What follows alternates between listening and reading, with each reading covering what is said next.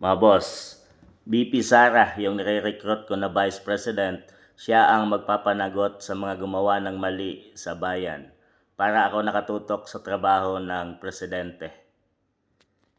Mga boss, mukhang confirm na nga na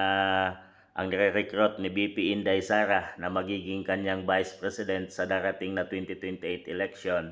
ay itong si Senator Rodante Marcoleta, mga boss.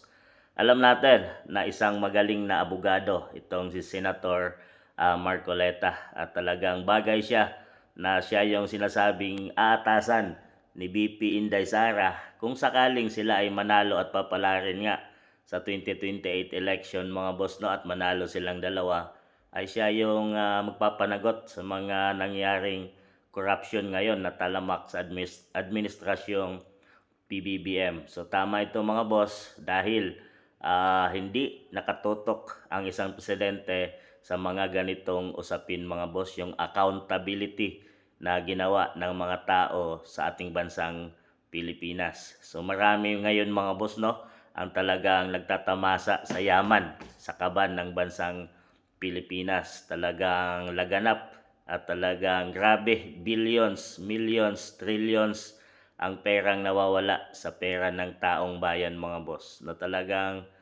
binulsa nila ngayon at talagang masaya sila ngayon, mga boss, at alam naman natin na hindi ito mapapanagot ngayong administrasyon dahil nga sa nakikita natin sa mga investigasyon ay talagang inililihis ang kanilang investigation at puro napupunta sa mga Duterte allies at talagang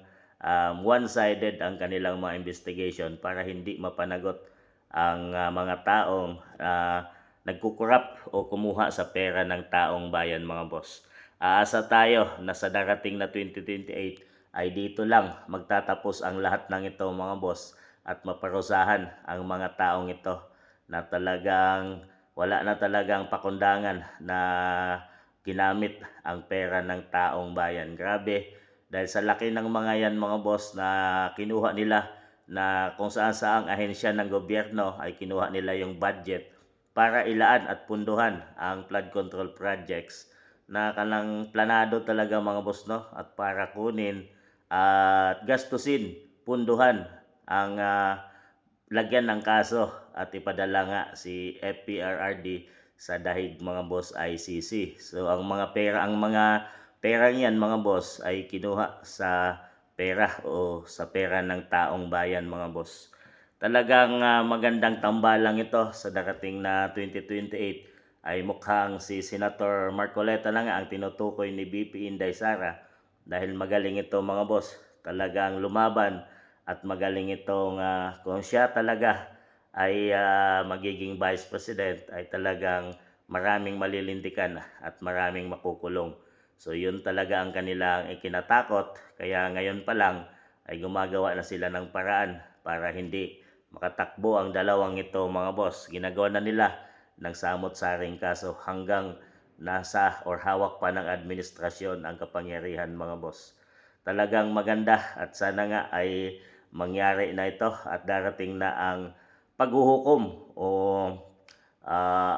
at ang darating na ang 2028 election, mga boss, no, para talagang matuldukan na ang kahirapan at malaganap na korupsyon sa ating bansang Pilipinas. Magandang tandem ito, mga boss, at talagang makakatutok si BP Inday Sara sa obligasyon bilang presidente ng Pilipinas at magampanan niya,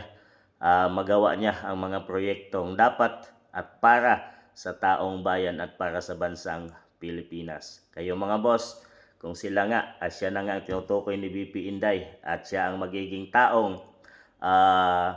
gagawa at papanagutin ang mga tao ngayon na walang pakundangang kinuha ang pera ng taong bayan, ay magandang choice ba ito ni BP Inday Sara na siya ang magiging Vice President, si Rodante Marcoleta? Kayo na humusga, mga boss.